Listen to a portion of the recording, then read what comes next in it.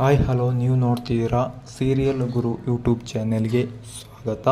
ಇಂದಿನ ಸಂಚಿಕೆಯಲ್ಲಿ ಆಸೆ ಧಾರಾವಾಹಿ ಏನಿದೆ ಅಂತ ನಾವು ನೋಡ್ಕೊಂಬರೋಣ. ಅದಕ್ಕೂ ಮುಂಚೆ ನೀವು ನಮ್ಮ ಚಾನಲನ್ನು ಸಬ್ಸ್ಕ್ರೈಬ್ ಮಾಡಿಲ್ಲ ಅಂದರೆ ಈ ಕೂಡಲೇ ಸಬ್ಸ್ಕ್ರೈಬ್ ಮಾಡ್ಕೊಳ್ಳಿ ಮತ್ತು ಬೆಲ್ಲೈಕನ್ನು ಒತ್ತಿ ಲೈಕ್ ಮಾಡಿ, ಶೇರ್ ಮಾಡಿ.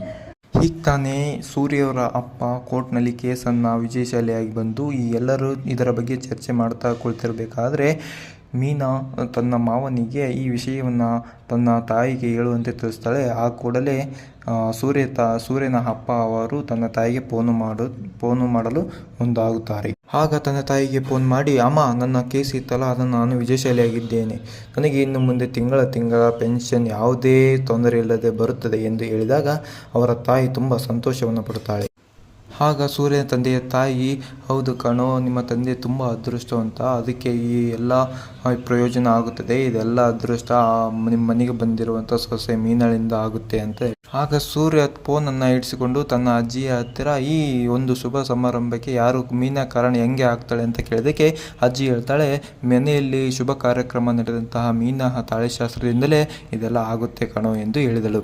ನೀನು 11 ತಿಂಗಳಿಗೆ ನನ್ನ ಒಂದು ಕೈಗೆ ಒಂದು ಮಗುವನ್ನು ಕೊಟ್ಟರೆ ಅವಳ ಜೊತೆ ಆಯಾಗಿರ್ತೀನಿ ಎಂದು ಹೇಳಿದ. ಆಗ ಸೂರ್ಯ, ಸುಮ್ಮುರ್ಲಚ್ಚಿ, ನನಗೆ ಕನಸಿನಲ್ಲಿ 4 ಮಕ್ಕಳು ಆಗೋ ಕನಸು ಬಿದ್ದಿತ್ತು ಎಂದು ಹೇಳಿದನು. ಆಗ ಅವರ ಅಜ್ಜಿಯು ಅದೇ ರೀತಿ ಅದು ನನಸಾಗಲಿ ಎಂದು ಹೇಳಿಕೊಂಡಳು. ಆಗ ಸೂರ್ಯ ಇದ್ದಕ್ಕಿದ್ದಂತೆ, ಅಜ್ಜಿ, ನಿನಗೆ ಎಷ್ಟು ವರ್ಷಕ್ಕೆ ಮಕ್ಕಳಾದವು ಎಂದು ಕೇಳಿದಾಗ ಆಗ ಅಜ್ಜಿಯು, ನನಗೆ 4 ವರ್ಷವಾದರೂ ಮಕ್ಕಳಾಗಲಿಲ್ಲ, ಆಗ ನಂತರ ನಾನು ಪೂಜೆ ಪುನಸ್ಕಾರ ವ್ರತ ಎಲ್ಲ ಮಾಡಿದ ನಂತರ ನನಗೆ ಮಕ್ಕಳಾದರು ಎಂದು ಹೇಳಿದಳು.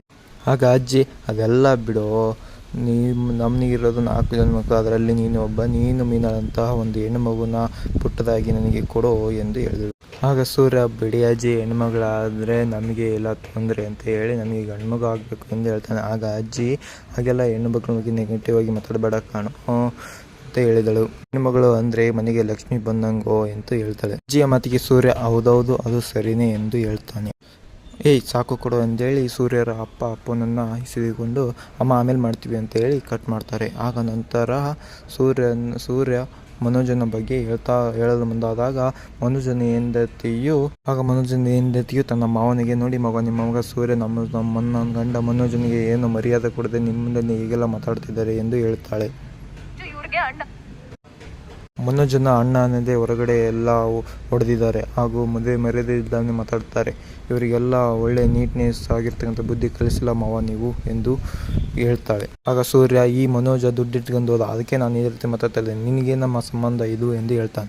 ಆಗ ಸೂರ್ಯನ ತಾಯಿ ಮನೋಜ್ ಅವರ ಪರವಾಗಿ ಮಾತನಾಡಿ ಸೂರ್ಯನಿಗೆ, ಈ ನಯಂತಿಯಿಂದಲೇ ಈ 27 ಲಕ್ಷ ರೂಪಾಯಿ ಹೋಗಿದ್ದು, ನಿನ್ನ ಕಾರು ಹೋಗಿದ್ದು, ಈಗ ಕಾರಿಗೆ ಬೇರೆ 2 ಲಕ್ಷ ರೂಪಾಯಿ ಸಾಲ ಮಾಡಿದೀಯ ಎಂದು ಹೇಳ್ತಾಳೆ. ಮಾತುಕತೆಯಾದಾಗ ಸೂರ್ಯನು ಮನೋಜನಿಗೆ ತುಂಬ ಸಿಟ್ಟಿನಲ್ಲಿ ಬೈದಾಗ ಅವರ ತಂದೆಯ ಮಾತಿನ ಮೇರೆಗೆ ಅವನು ಹೊರಗಡೆ ತನ್ನ ಕೆಲಸಕ್ಕೆ ತೆರಳುತ್ತಾನೆ. ಸೂರ್ಯವರ ತಾಯಿ ಮನೋಜ ಮತ್ತು ಆತನ ಹೆಂಡತಿ ಹತ್ರ ಬಂದು, ಅಮ್ಮ, ಅವನು ದೊಡ್ಡ ಕುಡುಕ, ಸೂರ್ಯನ ಮಾತು ಎಂದಿಗೂ ನೀನು ತಲೆಗೆ ಹಾಕೊಳ್ಳೇಬೇಡ ಎಂದು ಹೇಳಿ ಸಮಾಧಾನ ಪಡಿಸುತ್ತಾ ಇರ್ತಾಳೆ. ಇತ್ತ ಕಡೆ ಸೂರ್ಯ ಮತ್ತು ಮೀನಾ ಅವರು ಮಾತುಕತೆ ನಡೆಸುತ್ತಿದ್ದಾರೆ. ಮೀನಾ, ನೀನು ಹೆಣ್ಣಿನ ಬಗ್ಗೆನೇ ಇಷ್ಟೆಲ್ಲ ಕೀಳಾಗಿ ಮಾತಾಡ್ತೀಯಲ್ಲ, ಅದು ತಪ್ಪು ಎಂದು ಹೇಳ್ತಾಳೆ. ಸೂರ್ಯ, ಅದಕ್ಕೇನು ಸಂಬಂಧ ಇದೆಯಮ್ಮ, ನೀನ್ಯಾಕೆ ಕೋಪ ಮಾಡ್ಕೊಂತೀಯ ಎಂದಾಗ ಮೀನಾ, ನಾನು ಒಬ್ಬ ಹೆಣ್ಣು ತಾನೆ ಎಂದು ಹೇಳ್ತಾಳೆ. ಆಗ ಮೀನಾಳು ಸೂರ್ಯನನ್ನು ನಮ್ಮ ರೂಮ್ ಬಿಟ್ಟು ಹೊರಗೆ ಹೋಗಿ, ಹಾಗಾದರೆ ಹೆಣ್ಣುಮಕ್ಕಳು ರೂಮಿಗೆ ನೀವು ಬರಬಾರ್ದು ಎಂದು ಹೇಳಿ ಸೂರ್ಯನನ್ನು ದೂಡಲು ಹೋಗುತ್ತಾಳೆ. ಮಾತುಕತೆ ನಂತರ ಇವರು ಮಲಗಿಕೊಳ್ಳುತ್ತಾರೆ. ನಂತರ ಸೂರ್ಯ ನಿದ್ದೆ ಬರದೆ ಎದ್ದು ಮತ್ತೆ ಮೀನಾ ಮತ್ತು ಸೂರ್ಯನ ಸ್ವಲ್ಪ ತರಾಟೆ ಹೆಚ್ಚಾಗ್ತಿದ್ದೆ, ಅದನ್ನು ಕಿವಿ ಕೊಟ್ಟು ಹೊರಗಡೆ ಸೂರ್ಯವರ ಅಮ್ಮ ಕೇಳ್ತಿರ್ತಾಳೆ. ತಾಯಿ ರೂಮ್ನಲ್ಲಿ ಕಿವಿ ಕೊಟ್ಟು ಕೇಳಿ, ಆಗಲೇ ನೋಡಿದರೆ ಸಿಟ್ಟಿನಲ್ಲಿದ್ದೀರಿ, ಈಗ ನೋಡಿದರೆ ಈ ಥರ ಖುಷಿಯಾಗಿ ಆಟ ಆಡ್ತಿದ್ರಲ್ಲ ಎಂದು ಹೇಳ್ತಾಳೆ. ಅದೇ ಟೈಮ್ಗೆ ಸರಿಯಾಗಿ ರೋಹಿಣಿ ನೀರನ್ನು ತುಂಬಿಕೊಡಲು ಬರ್ತಾಳೆ. ಆಗ ಅತ್ತೆ ಒಮ್ಮರಿ ನೋಡಿ, ಮನೋಜ್ ಏನು ಮಾಡ್ತಿದ್ದಾನೆ, ಅವನು ಕಳ್ಸೋಕೆ ಬರಲ್ಲ ಅಂತಾಳೆ. ಆಗ ರೋಹಿಣಿ, ಅವರು ಟಯರ್ಡ್ ಆಗಿ ಮಲಗಿರ್ತಾರೆ ಅತ್ತೆ, ಅದಕ್ಕೆ ನಾನೇ ಬಂದೆ ಎಂದು ಹೇಳ್ತಾಳೆ. ಸೂರ್ಯವರ ತಾಯಿ ಮಲ್ಕೊಂಡ ನಂತರ ನಿದ್ದೆ ಬರದೇ ಇದ್ದಾಗ ತನ್ನ ಸ್ನೇಹಿತೆಗೆ ರಾತ್ರಿಯಲ್ಲಿ ಫೋನ್ ಮಾಡ್ತಾಳೆ. ಆಗ ಸ್ನೇಹಿತನೇ, ಇಷ್ಟೊತ್ತಲ್ಲಿ ಯಾರಪ್ಪ ಅದು, ಅವರಿಗೇನು ಬುದ್ಧಿ ಇಲ್ವಾ ಎಂದು ಹೇಳಿ ಫೋನನ್ನು ರಿಸೀವ್ ಮಾಡಲು ಮುಂದಾಗುತ್ತಾಳೆ. ಫೋನ್ ರಿಸೀವ್ ಮಾಡಿದ ನಂತರ ನಾನು ಅಂದ್ಕೊಂಡೆ ಇವಳದೆ ಫೋನ್ ಅಂತಂದು, ತಾನು ನಿದ್ದೆ ಮಾಡಿಕೊಡಲ್ಲ, ಇನ್ನೊಬ್ಬರನ್ನು ನಿದ್ದೆ ಮಾಡಲು ಬಿಡುವುದಿಲ್ಲ ಈಕೆ ಎಂದು ಹೇಳ್ತಾಳೆ. ಹೀಗೆ ಸೂರ್ಯವರ ತಾಯಿ ತನ್ನ ಸ್ನೇಹಿತೆಯೊಂದಿಗೆ ಮಾತಾಡಿ ನಂತರ ಮುಂದಿನ ಸಂಚಿಕೆಯಲ್ಲಿ ಏನಾಗುತ್ತೆ ಎಂಬುದನ್ನು ಕಾತರದಿಂದ ನೋಡಿಕೊಳ್ಳಲು ಇದೇ ರೀತಿ ನಮ್ಮ ಚಾನಲ್ಗೆ ಸಬ್ಸ್ಕ್ರೈಬ್ ಮಾಡಿ, ಲೈಕ್ ಮಾಡಿ ಅಂತ ಹೇಳ್ತಾ, ಥ್ಯಾಂಕ್ ಯು ಫಾರ್ ವಾಚಿಂಗ್.